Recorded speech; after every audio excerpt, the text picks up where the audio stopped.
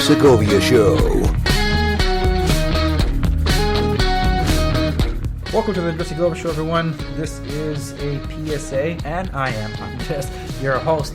In this episode, I want to give a word of advice that I received through the California Association of Realtors, which is a great reminder because it's meant to hand out basically to those affected by the wildfires here in California. And for those of you that are in fire adverse areas, this could also apply to you as well, because unfortunately this time of year, the holidays that we're thinking about getting together is a fire season, and people have been affected by these fires. So one of the unfortunate things that we have here in the United States as a whole is that whenever there are natural disasters, an act of God and such, whether it's a hurricane, an earthquake, tornadoes, or in this case wildfires, there's always a symptom of looters, those that just try to take advantage of those that have lost and basically kick them while they're down, throw salt on the wound, insult them while they're at it because they're taking away more of the stuff that survived and they want to keep it for themselves. It's an unfortunate thing because one of the biggest stories that came out of the Japanese tsunami earthquake incident about a decade ago was that there was not one reported case of looting. So why is that a problem here in this country?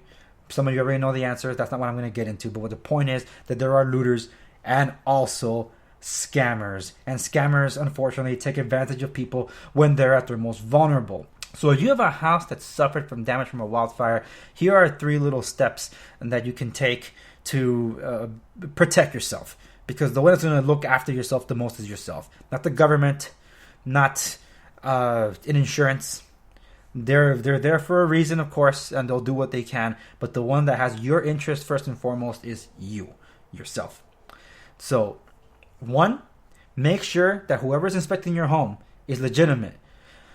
Remember, at the Federal Emergency Management Administration, FEMA, and the Small Business Administration, SBA staff will never ask to see your banking information or charge you for disaster assistance. Do not give out your personal information. I can't stress that enough. Number 2, make sure your contractor is legitimate. Only deal with licensed contractors. The construction company that I manage is licensed, bonded, and insured, so they go beyond just being licensed. You can ask also for physical verification of the person's license, because the contractor is supposed to have it, not always on his person, but at least a copy of it, because they don't want to lose the original, because you can't just get it replaced.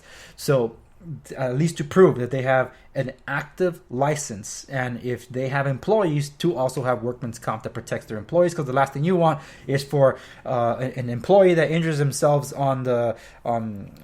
that has an incident on the property being repaired or reconstructed, ends up suing both the contractor and yourself. That's not a headache that you want. You want to make sure that the contractor that has employees does have workman's comp. If they're a sole contractor, they are not obligated to have workers' comp. Just throwing that out there.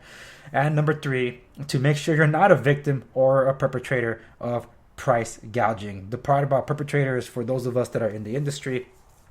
So for my fellow agents, hopefully you're understanding the situation. I know about supply and demand, and there's also something about all take into consideration the situation people are in. So just beware of those price gouging laws prohibit raising rental housing, for example, by more than 10% following the declaration of a state of emergency. Please note that price gouging is a complicated issue. So for more details, visit the California Attorney General's website at, you know what? This is a long link. I'll still read it out, but I'm going to leave it linked on the show notes accompanying this episode so you can check it out there. It's oag.ca.gov/consumers/price gouging during disasters. One long sentence, I know, but I'll leave that link for you to also pull it up. So that's my PSA for all of you. I hope you're all safe, and if you were affected by the fires, our thoughts and prayers are with you. We're looking forward to seeing you get back on your feet. And for those agents that are in the area, please, let's do our part and help our neighbors that are in need. So thank you so much for tuning into this PSA. The Andres Segovia Show continues every Monday, and I hope that you tune in then. Until next time, this is Andres signing out.